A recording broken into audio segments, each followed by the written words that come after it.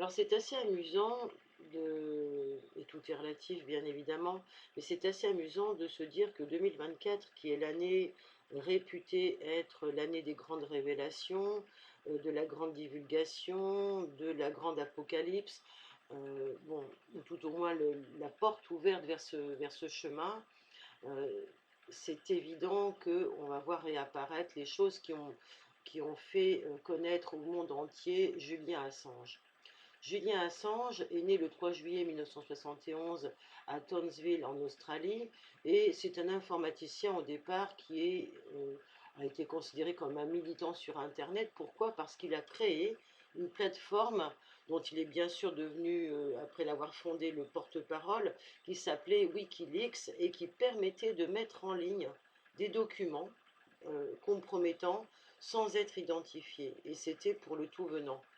Cette plateforme, bien sûr, a été la porte ouverte à la boîte de Pandore. Elle est allée ensuite crescendo dans ses révélations. On est en plein dans le mythe prométhéen, hein. Et il y a eu à des moments des publications qui ont été les gouttes d'eau qui ont fait déborder le vase de Prométhée, le vase du Verseau.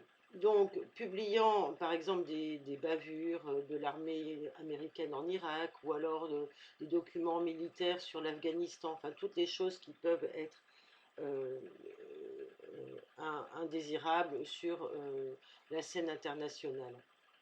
Alors, bien sûr, il y a tout ça, et ça c'était depuis 2012, et aujourd'hui nous sommes en 2024, et en regardant la carte du ciel de Julian Assange pour comprendre un petit peu son périple humain dans son histoire biologique, j'ai retrouvé rapidement, hein, bien sûr, sur Internet, quelques mots sur son histoire familiale. Alors, il est dit que ses parents étaient porteurs déjà d'un certain anticonformisme. C'était des gens artistes qui avaient une vision certainement des choses moins conformes à ce qu'on pouvait attendre en Australie. Surtout euh, quand on connaît l'Australie, on sait que c'est pas tellement difficile de vouloir désirer autre chose que le conformisme. Ses parents avaient eu des dissensions et des conflits familiaux et en tant qu'enfant, Julien a pu connaître des périodes traumatiques jusqu'à un moment où il a dû suivre sa mère qui elle-même devait se cacher des autorités par rapport à la garde de son petit frère ou de l'un de ses frères. Donc il a dû suivre sa mère et sa mère aurait, il est dit dans l'histoire, brûlé ses livres d'école. Alors peut-être pour ne laisser aucune trace, cela n'est pas explicite. Mais pour un enfant, cela veut dire qu'il y a un danger déjà d'une part et qu'il y a un danger à conserver la connaissance, un danger à conserver les livres d'école. Voilà, je dis ça, je dis rien, mais quelque part on peut quand même faire le lien. Et peut-être que dans l'énergie, on peut supposer que c'est engrammé une mémoire d'interdit qui a été posée sur la connaissance et que, par voie de conséquence, eh bien, les enfermements qui ont pu naître autour d'une décision d'autorité a pu bloquer toute expression de croissance pour cet enfant dans une vie familiale sereine et normale. Donc, pour moi, le projet Sens est bel et bien là, mais fort heureusement, il porte avec lui aussi une autre semence, celle d'un destin et d'une programmation pour ce destin qui conditionne l'excellence. L'excellence à s'exprimer dans une existence, ma foi, singulière, originale et uranienne. Pour cet Australien avec la Lune en maison 12, avec un Soleil en Cancer en maison 8, on voit que les problématiques familiales l'ont appris et préparé très tôt à discerner ce qui cloche dans la matrice, pour ensuite pouvoir transcender ces cellules malades en les exposant à la lumière d'une vérité. Pour lui, le langage informatique n'était qu'un langage qui devait ni plus ni moins être en rapport avec une réalité dénoncée. Au départ, si l'on prend le thème de Julian Assange comme le thème de Monsieur Tout-le-Monde, on peut objecter l'opposition de Saturne à ses 2 mètres d'ascendant. Alors, ça a pu laisser cet enfant dans une sorte de manque de confiance totale en lui, en l'environnement comme s'il était privé de croissance et d'expansion légitime, de l'autorisation de grandir joyeusement en, en laissant, en faisant confiance à ce qui se passait autour de lui. Et bien sûr, le pendant de cet engramme, c'est aussi de compenser et de composer avec une mesure de sauvegarde qui a pu le conduire au destin extraordinaire que nous lui connaissons et aux capacités aussi. On est sur une conjonction Jupiter-Neptune quand même, les 2 mètres de l'ascendant. Donc c'est pas n'importe quelle puissance qui est incarnée ici. Donc, en plus de ça, cet Australien bénéficie d'un magnifique axe intercepté dans son thème, un axe qui concerne les maisons de l'enfermement et des limitations du quotidien, l'axe 6 et maison 12. Donc, ne vous y trompez pas. Ici, on est en rapport avec un karma, bien sûr, mais c'est la karma, c'est-à-dire la voie des effets, des causes, d'après la loi du retour. Donc, les mémoires de l'auteur viennent lui indiquent de rencontrer au cours de sa destinée toutes les zones d'ombre liées à une utilisation excessive de possessions matérielles, peut-être affectives aussi, mais surtout intellectuelles. On est encore dans le mythe de Prométhée, qui aurait été par le passé, très certainement, ou sur une autre ligne de temps, une autre ligne de mémoire, qui aurait été orientée dans une manifestation d'un pouvoir personnel, c'est-à-dire dans la couverture tirée à soi, dans une approche trop égocentrique. Ce que j'expliquais dans les tensions en jeu actuellement sur la pleine lune du 25 janvier, qui décrit ce quant à soi lié à tous les péchés d'orgueil réunis et à la volonté d'acquérir, de posséder encore plus pour avoir du pouvoir sur l'autre et une emprise sur l'autre.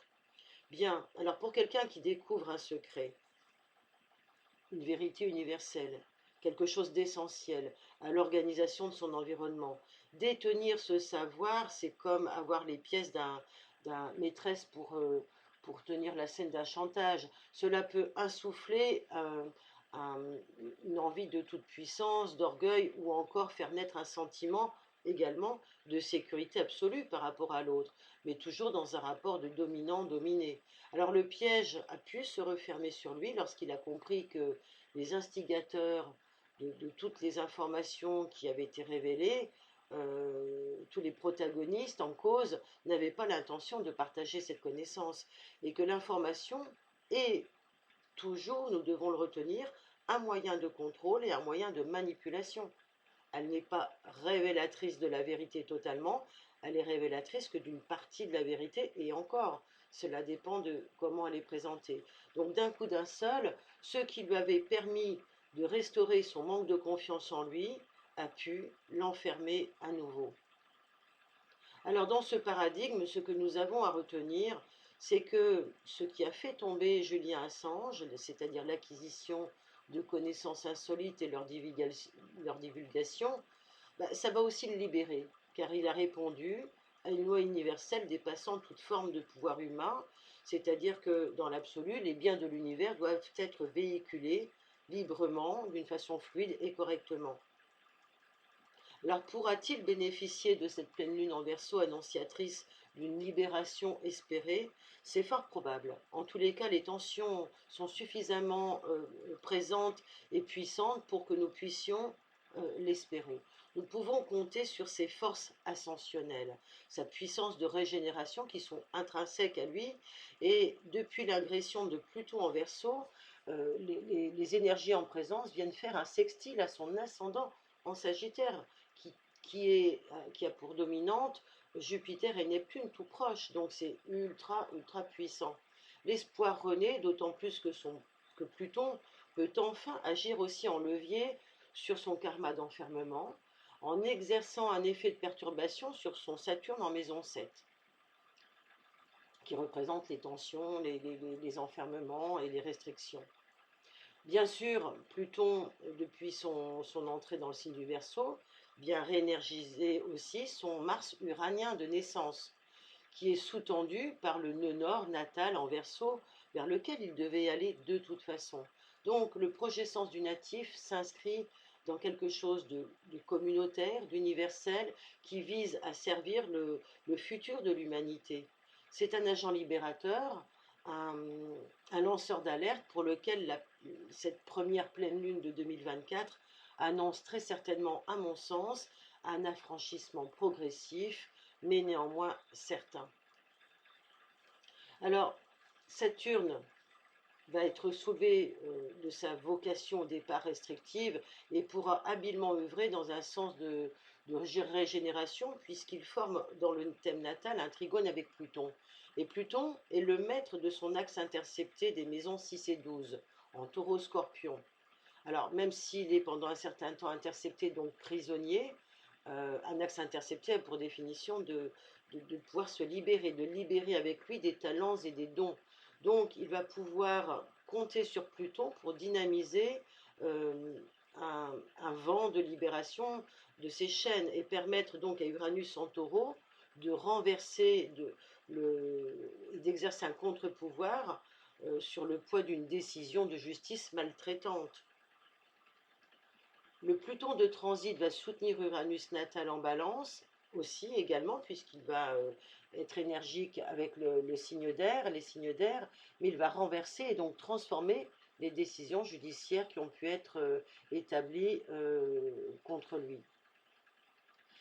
Et si cela ne suffisait pas, nous pourrions encore espérer par l'entrée d'ici quelques mois de Neptune dans le signe du Bélier. Et là, je pense que ça sera la décision finale, le coup d'éclat final, puisque dans ce signe, c'est le maître d'ascendant. Donc c'est à nouveau Julien Assange qui recouvre son pouvoir personnel, sa souveraineté, et qui peut se sentir investi d'un, alors j'image, mais d'un feu divin, pour qu'il puisse à nouveau être le porte-parole de, de, de son ONG, de ce qu'il a, de son intention de livrer la connaissance et de livrer la réalité telle qu'elle est aux yeux de tous, en toute transparence.